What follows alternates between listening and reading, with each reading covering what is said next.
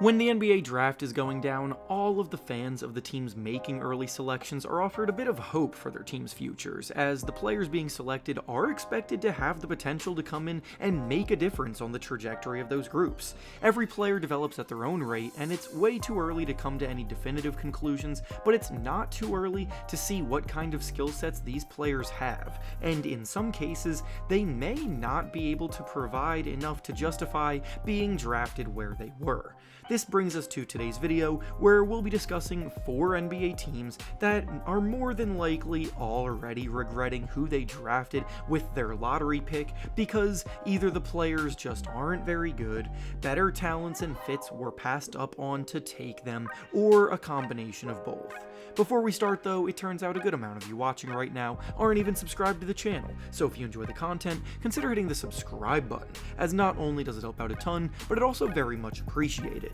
Now with that being said, let's begin.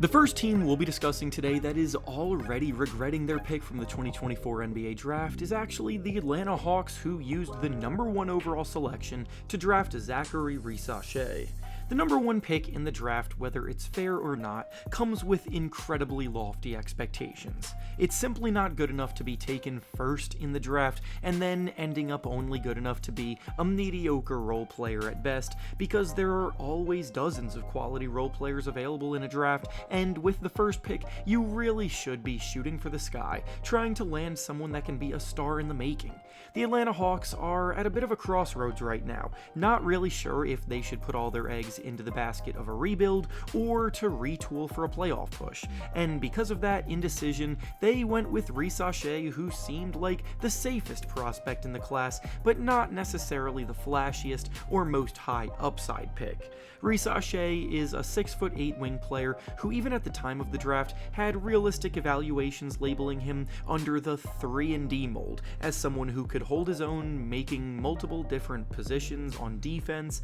shooting the ball well from the outside, and making smart cuts and movements off the ball. His work on the ball has always been an area that he's in need of improvement in, and his limited creation abilities obviously limited the upside you typically like to see from a #1 pick. This season, Risacher is averaging just 10 points and 3.5 rebounds per game, shooting the ball awfully from 3, making just 28% of his shots from deep, so he's not even holding up to his end of the 3 label in 3-and-D. And when you talk about who the best rookies in this class are, which has been a relatively weak class, mind you, he's not even one of the first names that pop up in the conversation. The next team already regretting their pick from the 2024 NBA draft is the Houston Rockets, selecting Sheppard 3rd overall. Sheppard was one of the most tantalizing prospects in the draft, and his season at Kentucky checked so many boxes leading up to the main event. He may not be the most athletic or physically gifted player, but he was such a smart basketball player who always seemed to make the right decision. He made the game look easy, taking what's in front of him, he never forced bad shots, and he converted incredibly efficiently. Whether he needed to be a scorer or a facilitator, he did what was asked of him, and produced at a balanced level across the board, which reasonably led fans to believe that he would be one of the most NBA-ready players in the class. When the Rockets selected him with a top 3 pick in the draft, the expectation was that he was going to be heavily evolved in their rotation, and when he dominated in the Summer League, that hype only continued to grow to the point where the regular season tipped off, and he was, at the beginning at least, one of the 2 favorites to win the Rookie of the Year award. Those hopes quickly vanished, however,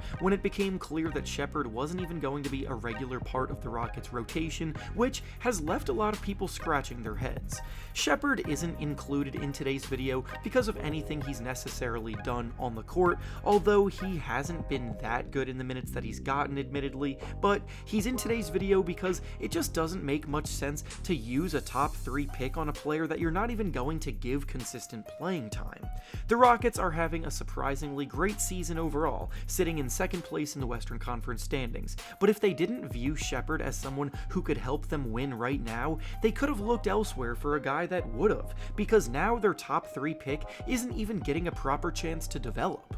The next team already regretting their pick in the draft is the Charlotte Hornets, drafting Tajon Salon 6th overall. At the time of the draft, Salon was viewed as a raw talent that needed a few years of development before he was ever going to be able to help an NBA team win games, and most draft analysts pegged him as someone who was on the fringe of being picked in the lottery. When the Hornets took him with the 6th overall selection, it was definitely viewed as a bit of a reach at the time, and now halfway through his rookie season, it's become even more clear that there were plenty of better options available at that spot. Salon is an athletic 6'9" forward that definitely has promising defensive upside, but so far he's been one of the worst players on the offensive end in the entire league, and for someone playing almost 20 minutes a night, you can't even blame a lack of opportunities or sample size. Salon is averaging about 4 points per game, shooting a miserable 31% from the field and 28% from 3.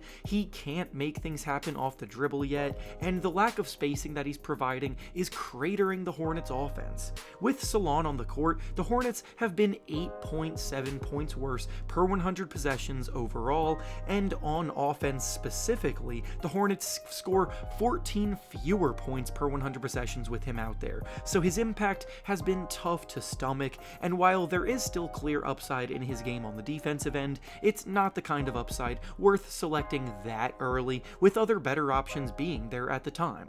And finally, the last team already regretting their selection from the draft is the Utah Jazz, who drafted Cody Williams 10th overall. We just talked about how negative the impact that Salon has been bringing to the Hornets, but Cody Williams has easily taken the prize for the worst performing rookie of those playing regular minutes in their team's rotations. I don't want to sound mean, but there really hasn't been a single thing that Cody Williams has been doing well on the basketball court right now, and for a guy drafted in the top 10, you at least need to see upside in some aspect of the game. Williams is arguably the worst scorer in the entire NBA of those playing at least 20 minutes a night, averaging fewer than 4 points per game, shooting the ball just 30% from the field and 23% from 3. He has no go-to moves with the ball in his hands, he can't post up right now, and he's not a reliable spot-up shooter either, and he's not demonstrating any kind of understanding